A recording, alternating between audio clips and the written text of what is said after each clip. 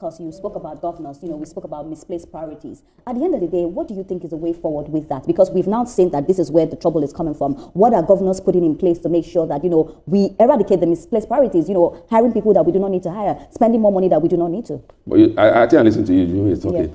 We're talking about a governor that is in the second term and is switching on. Yeah. He's looking for, you said maybe he's looking for protection. No, I'm not putting it. So, what it tells you, the governors have become so powerful. They determine what happens. Yeah. You get what I'm trying to say? Now, what are the participation levels of the people? Do we really know what budget is supposed to? Do we listen? Do we have the budget of Lagos State? My local government, do I have the budget of my local government chairman? Can I walk up to him and say, Mr. Man, you said you were going to do X, Y, and money was provided for it. What did you do with the money? But how easy is it for a layman to be able to walk up and have those conversations? Why not? There is FOI Act. Well, let's not go to the FOI because I'm not really a fan of the FOI because it does not work. Because when you go to the FOI and you say, oh, freedom of information bill, you go and you bring out something, then the governor say you are doing cyberbullying, they come after you. Yeah, so let's not go there. But what I'm talking about, if we are participating, you see, when there is a fire incident in my local government, who do they cry? Oh, Tinubu, oh, federal government, oh, they did not. But it's not the work of the federal government. It's even the local government. How many local government even have fire service? That is one. Secondly, in terms of levies, the kind of levies these people pay, the market women, and then you expect them to make profits. No. And that's why they keep increasing their prices, Of course. Then you're talking of transportation. We've heard about CMG buses since President Tinubu came to power. I don't know how many you have seen. No, we use several of them here. TVC, use several and of them. some outside, I know, Good. State government, how many do they have to cater for the population? A single individual brought in about 143 trucks of CMG buses to lift fuel to all over Nigeria. And the federal government and the state government are still struggling to even bring up to 100. So those are the problem. The problem is not the monitoring side. They have done enough.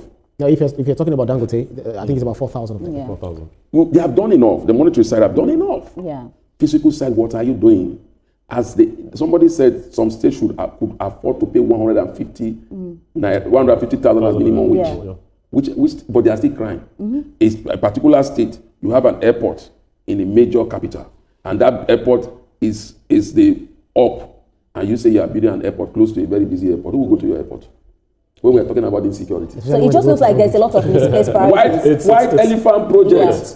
Somebody is going to build an airport because the government is going to build an airport so that he can land there with his chopper. When he goes with the private jet, he can now be able to travel to Lagos. The private jet comes to pick him to go to Abuja. That's why he's building the airport. So at the end of the day, it's for their own personal gains. They have not sat down with the people. Let me give you an example. If Borno State governor sit down with the people today, he knows what his strength is. Their strength is agriculture. I will provide road for you. I'll provide security for you to be able to produce. And what? Export it to every part of Nigeria. Benue State is the food basket of the nation. Even I think they call themselves Benue State, the food basket of the nation. How much food have we gotten from Benue State because of insecurity? Those are the major problems. And insecurity is not going to be handled by military policy. Then today the government will tell you that insecurity is not even in our hands. Security is not even in our hands. That's why we are talking about community policing. State policing. So all these are physical problems. Now look at the federal government. The federal government will tell you, look, we are building roads.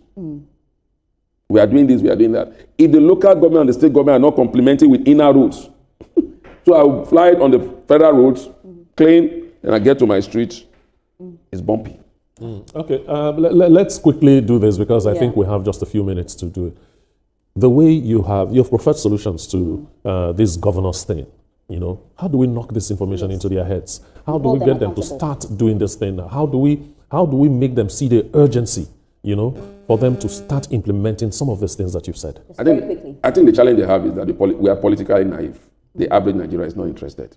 There's lack of trust. They don't even trust them. I think they're building trust again, actually. Maybe in some states. But in other states, it's getting worse. Do you not think it's ignorance too, not knowing the right thing to do or the right questions to ask? Ignorance, sometimes people say ignorance, but you get ignorant because of lack of trust. That's why I'm ignorance of what is happening.